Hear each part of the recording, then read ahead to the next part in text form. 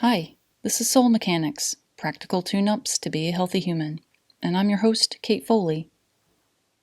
The subconscious mind has often been compared to a wild and unpredictable landscape. Symbols and metaphors are the language of the subconscious mind. These symbols transcend space and time. They're inherent in nature. They're inherent in us, because we are children of nature. Symbols show up in our dreams, in our daily reality, and in our thoughts. They're signposts, guiding us toward our destinies. But because we're so invested in our conscious minds, many of us have lost our relationship with the symbols that used to be so familiar and vital. Hey, I'm not criticizing the conscious mind. I love my analytical brain. But the issue here is balance. And largely, right now, we are out of balance. We're struggling and thirsty for meaning and purpose. There's a vacancy in people's hearts that the material world cannot fill. This thirst and longing for meaning is evident. Take a look at our levels of consumption, our investment in eternal youth, bullying and blaming and separating ourselves, subscribing to fears, and violently acting upon those fears. Our longing for symbolism and meaning is the call to begin to listen again. Much of listening is remaining still, emptying our minds of distractions. It's waiting without impatience. It's knowing and trusting that a language is being spoken. During meditation or a long walk through the forest, or any contemplative time, a symbol is revealed. We just can't always perceive it. Maybe we don't understand, or we're distracted by the chatter of our daily lives. But something is being communicated. As with any good listener, waiting precedes understanding. And so it is with symbolism. When we wait without expectation, a symbol is revealed. With subconscious symbols, this is not lost knowledge. This is a lost relationship. We all know relationships just require nurturing in order to reignite them. Once we begin a romance with symbolism, the intuition is illumined. In my experience, symbols and intuition are dance partners of the cosmos. With intuition, the message of a symbol is not accompanied by an emotion. It's neutral. In other words, your intuition comes in strictly as information. I used to have this friend who told me she was very intuitive because she knew when bad things were going to happen, and it scared her. She said she would always have a feeling of dread when something bad was going to happen, or she would see a crow, or some dark shadow. Let me share a secret with you. This is not intuition. This is drama. And crows are stunningly intelligent, gorgeous birds. They are not messengers of evil. Intuition happens like this. Another friend of mine is a private practitioner. She was wrapping things up in her office for the day one day. We were talking, and suddenly she said, I'm going to take off. I'll see you on Tuesday. I said, okay, see you on Tuesday. Later that evening, she texted me and told me a tornado landed on the very highway she drove. Had she left maybe 5 minutes later, she would have encountered that tornado while driving. She didn't experience fear or any sense of dread. It was a simple, quiet tap on the shoulder or a whisper in the ear. Sometimes intuition is more sensory, like a shift in the wind, or it's more material, like a butterfly flying overhead, or a stop sign or a license plate. But it's always subtle, and it's always fast. Symbols are messages from beyond, meaning beyond our conscious minds, beyond reasoning, beyond our need to control, beyond our desire for safety and security. Symbols are birthed from a vast, impersonal, yet intimately involved force. How do I know this? I'm alive, and I'm paying attention. I listen for it all the time. This does not make me special. This makes me a part of the very intricately woven fabric of the universe.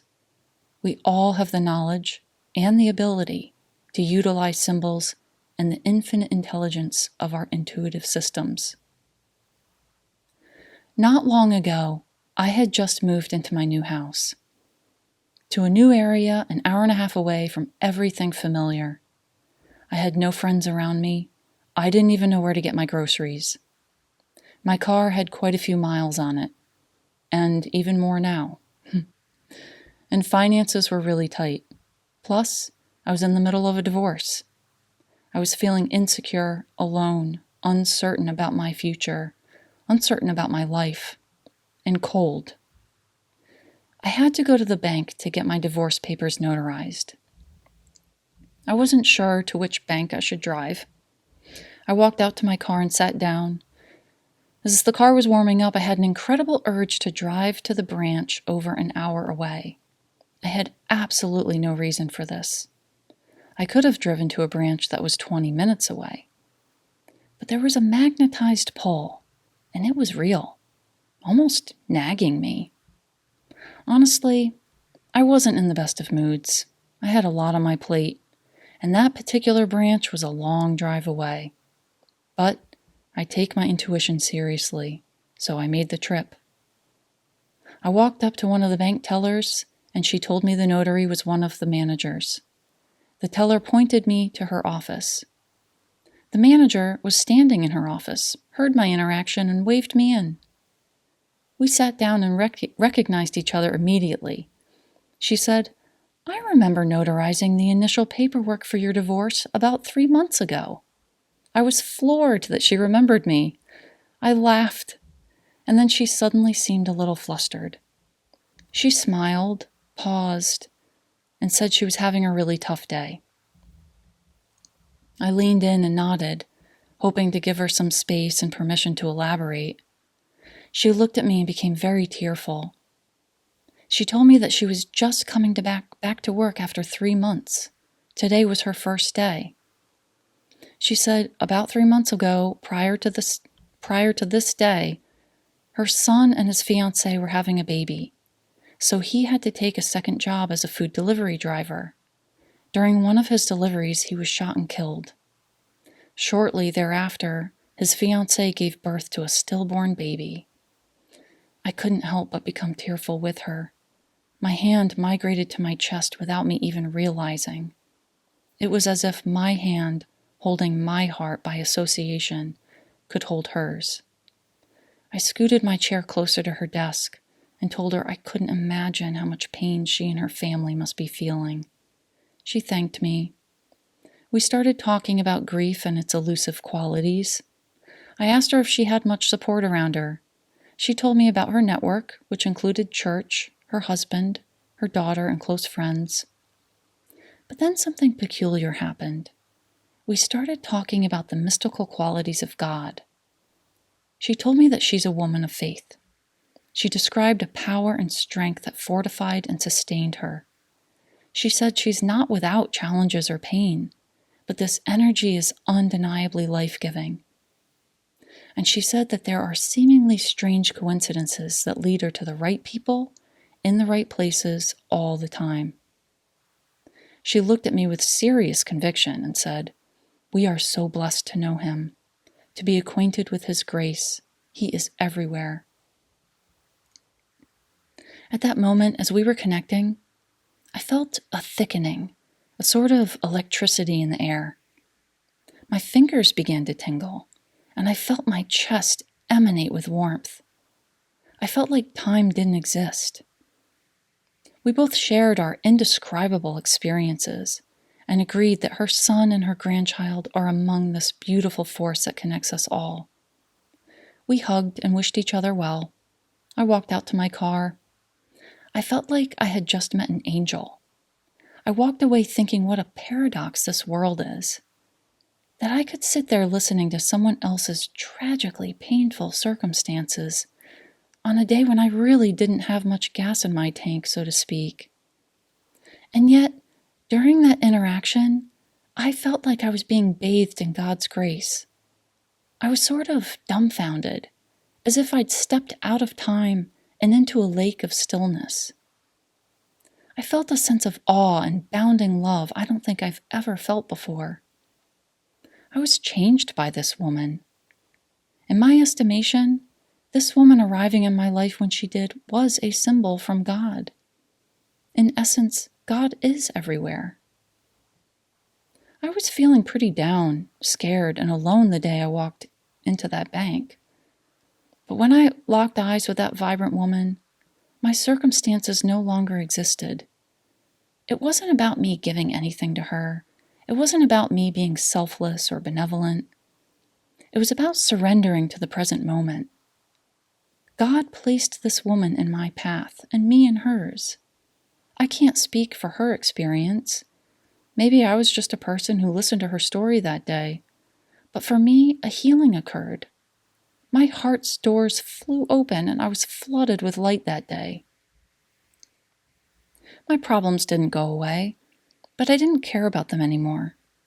When you have an experience where God shows up, you begin to live differently. You begin to see the larger pattern in every circumstance. You begin to trust that larger pattern rather than holding on to some sort of short-term resolution. If you're going through a tough time or having dark thoughts or self-doubts, walk outside. Go to the grocery store. Call a friend. Or if you don't have any friends, head to your local bank. Connect with people. Connect with strangers. Look outside yourself and your life circumstances. Bend down to pick up something someone dropped. Look to help others. We are all given helpful gifts, some characteristic or ability that's useful for someone else in their time of need. Sometimes you reach out your hand and someone slaps it away. That's okay. It's not about the response that matters. It's your open heart. When you trust someone and they betray you, that has nothing to do with you. You opened your heart and trusted. The betrayal is on them. Your open heart and willingness to trust is beautiful. Circumstances come along and give us opportunities to open up, to transform, to heal. Be vigilant for your symbols. They come in the most subtle packages. This is Kate Foley. Thank you for listening.